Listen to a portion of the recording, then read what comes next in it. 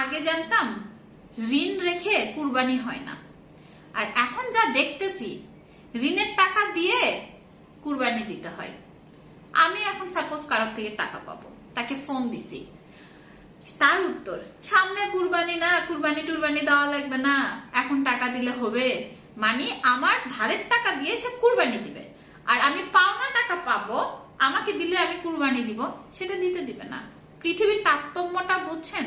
যেখানে হাদিস বলতেছে ঋণ রেখে কুরবানি হবে না, সেখানে ওরা ঋণ রেখে কুরবানি দিচ্ছে এবং আমাকেই শুনাইতেছে সামনে কুরবানি না।